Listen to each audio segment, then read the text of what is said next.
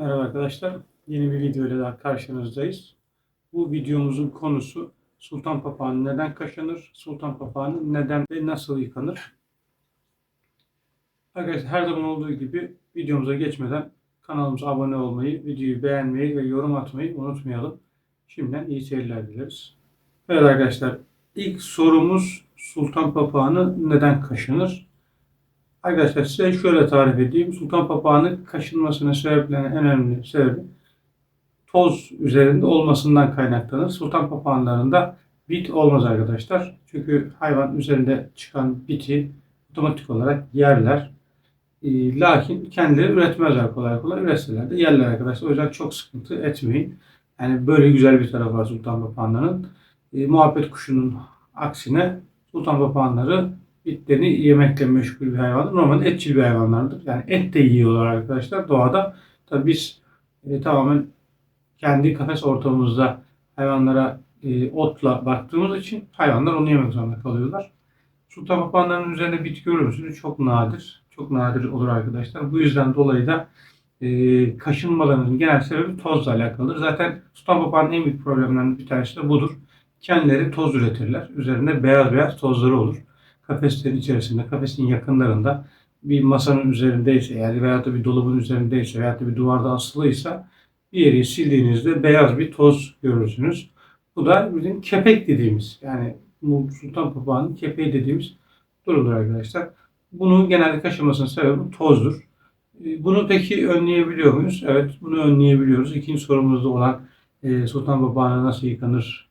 Sultan papağanı neden yıkanmalıdır gibi soruda zaten bunu size çözümünü sunacağız arkadaşlar. Papağanınız kaşınıyorsa arkadaşlar ya tüyü oynandığı içindir. Yani siz elinize aldıysanız ve tüyü bozulduysa kendini tarama amacıyla kaşıyordur. Bundan emin olabilirsiniz.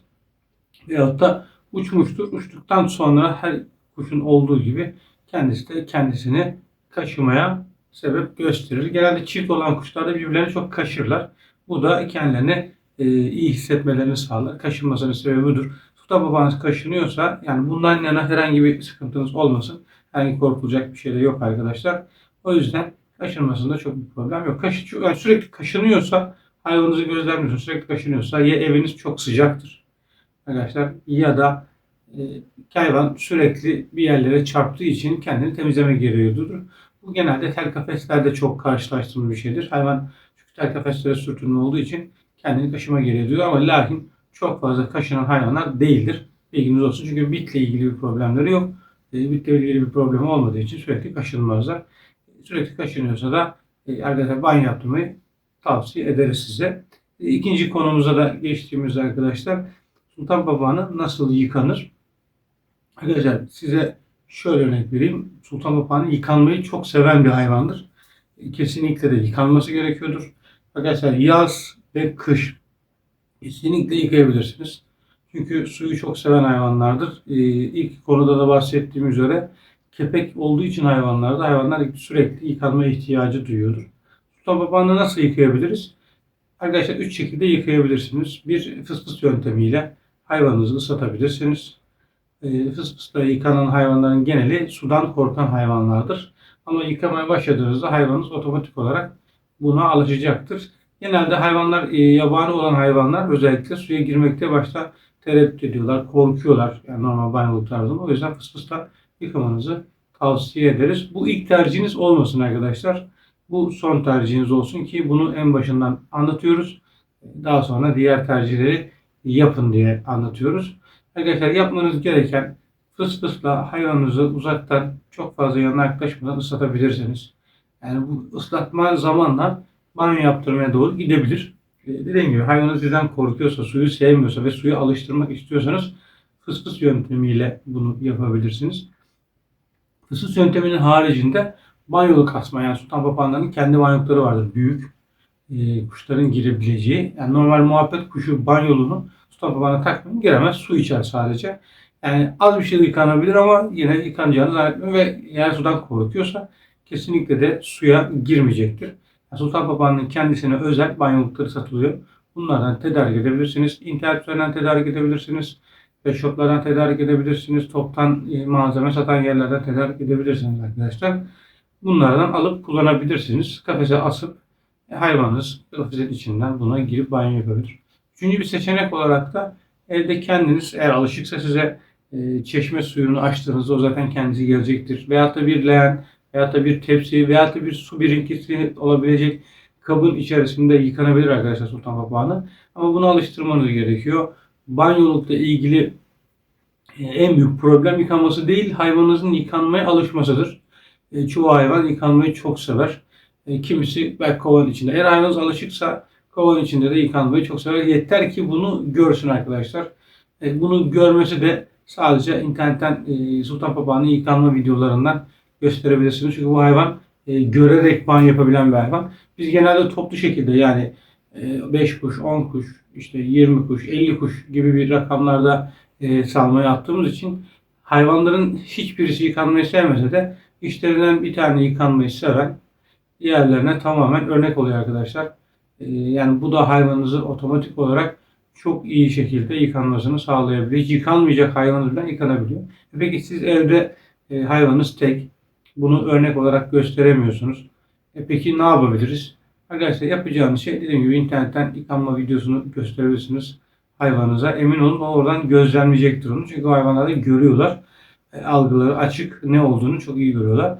Eğer bu işe yaramazsa dediğim gibi ilk birinci yöntem yani fısfısla ıslama yöntemini yapabilirsiniz.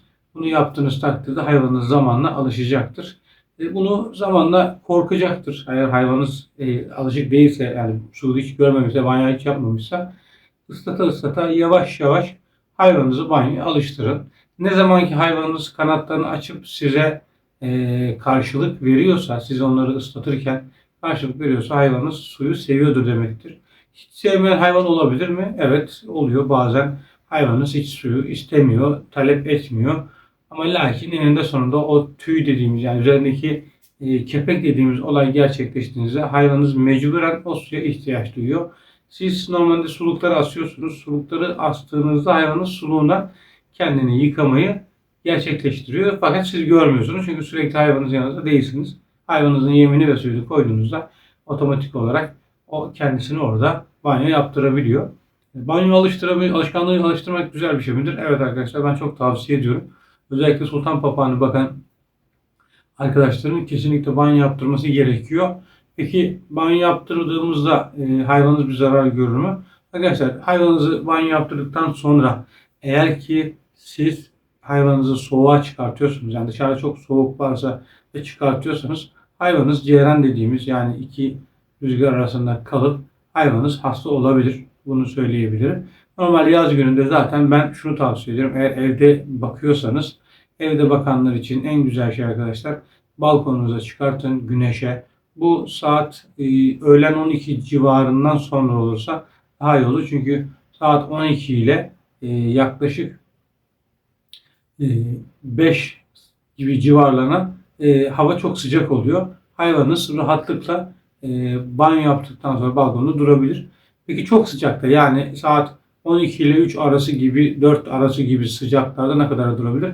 Arkadaşlar banyo yaptıktan sonra eğer hayvanınız kendiniz banyo yapıyorsa veya da siz ıslatmışsanız hayvanınız kuruduğu an içeri almanız gerekiyor. Çünkü çok fazla güneş hayvanınıza yaramaz. Çünkü çok sıcak hayvanınızı terletebilir. Bu da zarar verebilir. Ben sadece hayvanınızı ısladıktan sonra kuruması için güneşte tutmanızı tavsiye ederim. Peki akşam üzeri nasıl olur? Akşam üzeri biraz daha fazla olabilir. Akşam üzeri yarım saatte gibi bir civarlarda kuruyorlar. Güneşin ışınıyla zaten hayvanınız ısınmaya başlıyor. Yani yapacağınız şey balkonunuza çıkartın. Hayvanınızı ıslatın. Daha sonra hayvanınızı içeriye alın arkadaşlar ki sıcaktan yanıp psikolojileri ve bozulup strese girmesinler. Biz bunu tavsiye etmiyoruz ama kesinlikle banyo yaptırmanızı tavsiye ederim. Aynen kendiniz gibi hayvanınıza bakmayı tavsiye ediyoruz. Sizler nasıl yemek yiyorsanız, sizler nasıl geziyorsanız, sizler nasıl uyuyorsanız o hayvanın da yemek yemeye yani sadece darı vesaire değil yumurtasıydı, sebzesiydi, meyvesiydi yemeye ihtiyacı var. Sizler nasıl geziyorsanız onlar da uçmak zorundalar. Onun için kafeslerinden çıkmak zorundalar. Sizler nasıl gezerken güneş enerjisini alıyorsanız onlar da almak zorundalar. Onlar kafeste bulunduğu için siz otomatik olarak buna hayvanı mahkum ediyorsunuz. O yüzden kesinlikle hayvanınızı güneşe çıkartın. kafesin dışında dışarı çıkartmayın. Kaçabilirler. Çünkü akılları buna idrak edemiyorlar. Bu yüzden dolayı da hayvanınızı kaçırabilirsiniz. Hayvanın kaçmasını da hiç istemem. O yüzden dolayı kafesinde çıkartın. Güneş enerjisini alın. Eğer salmak istiyorsanız evde salın. Üçüncü seçenek olarak da banyo yaptırmak arkadaşlar. Bizler nasıl banyo yapıyorsak, yani banyo yaptığımızda nasıl rahatlıyorsak, o hayvanlar da o suyla yıkandığı zaman gayet rahatlatıcı bir şekilde yaşıyorlar arkadaşlar. Ve tekrar dediğim gibi kesinlikle hayvanınızı banyo yaptırın. Arkadaşlar anlatabildiğimiz kadarıyla hayvanınızın neden kaşındığını, neden yıkanmak istediğini ve nasıl yıkanmak istediğini size anlatmaya çalıştık. Arkadaşlar bunun haricinde bizden bir talebiniz olursa bu konuyla veyahut da başka bir konuyla ilgili bizlere YouTube kanalımızdan normal izlediğiniz videonun altına yorum olarak, soru olarak yazarsanız sizlere cevap veririz. Eğer konu ile ilgili ise buradan da cevap verebiliriz. Konu harici yani başka bir konuyla papağanla ilgili veyahut da muhabbet kuşu ile ilgili veyahut da kanarya ile ilgili bir şeyse arkadaşlar yine cevap veriyoruz. Problem değil. Yani 7/24 bir nevi imkanımız olduğu sürece sizlere cevap vermeye çalışıyoruz. Sorunuz olursa lütfen YouTube kanalımızdaki videonun altına yazabilirsiniz arkadaşlar. Oradan size yardımcı olabiliriz. Ve arkadaşlar bir videonun daha sonuna geldik. Yeni bir videoyla sizleri karşılamak istiyoruz. Bir dahaki videoda görüşmek üzere diliyorum. Arkadaşlar ve son kez kapatmadan tekrardan her zaman olduğu gibi videomuzun sonunda söylediğimiz gibi kanalımıza abone olmayı, videolarımıza yorum atmayı, beğenmeyi unutmayalım.